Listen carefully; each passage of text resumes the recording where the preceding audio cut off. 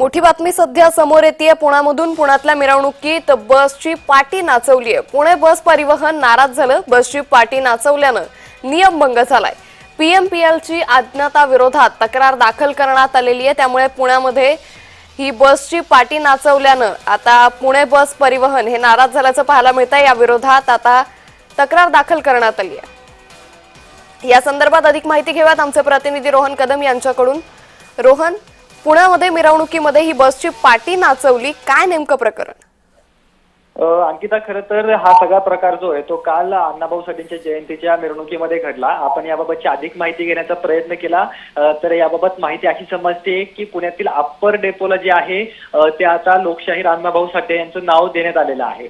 तर मग याचा आनंद उत्सव साजरा करण्यासाठी काही तरुणांनी थेट बस स्थानकामध्ये जात किंवा पीएमटी मध्ये जात पीएमटीचा बसचा बोर्ड घेऊन येऊन मिरवणुकीमध्ये हे बोर्ड नाचवल्याची माहिती सध्या मिळते। परंतु अशा पद्धतीने बोर्ड घेऊन जाणं आणि ते अशा पद्धतीने डीजे समोर डॉल्बी समोर नाचवणं हे योग्य नाही। त्यामुळे पीएमपीएल प्रशासन या संबंधित तरुणांवरती कारवाई करणार आहेत। नेमके त्यांनी तो बोर्ड कुठून आणला, कशाच्या उद्देशाने आणला आणि त्यांनी का नाचवला याबाबतची माहिती त्यांनी घेतलेली आहे आणि जे जे यामध्ये दोषी आहेत त्यांच्यावरती कारवाई केली जाईल। अशा पद्धतीने पीएमपीएलचे बोर्ड बसमधून घेऊन जाणं किंवा बस स्थानकातून घेऊन जाणं हे योग्य नाही। निश्चित रोहन, मात्र ज्या पद्धतीने तुम्ही सांगताय या अज्ञातांनी हा बोर्ड नेमका कुठून आणला असेल, या संदर्भातला प्राथमिक अंदाज काय?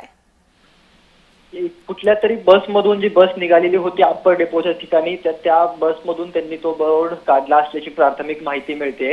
आणि काल अण्णाभाऊ साठेंची जयंती होती आणि कालच्या दिवशी अप्पर डेपोला जे आहे ते लोकशाहीर अण्णाभाऊ साठेंचं नाव देण्याचा निर्णय झाला आणि याचा आनंद उत्सव यांना साजरा करायचा होता।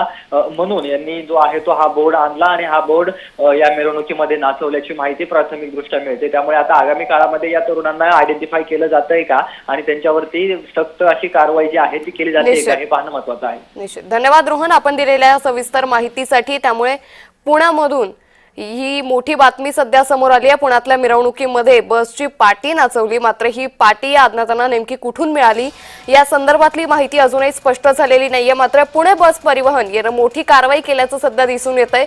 या अज्ञाताविरोधात आता गुन्हा दाखल करण्यात आलेला आहे। या पुढची कारवाई नेमकी कशा पद्धतीनं होते हे पाहणं अतिशय महत्त्वाचं ठरणार आहे। बसची पाटी नाचवल्यानं हा सगळा प्रकार खरं तर घडला।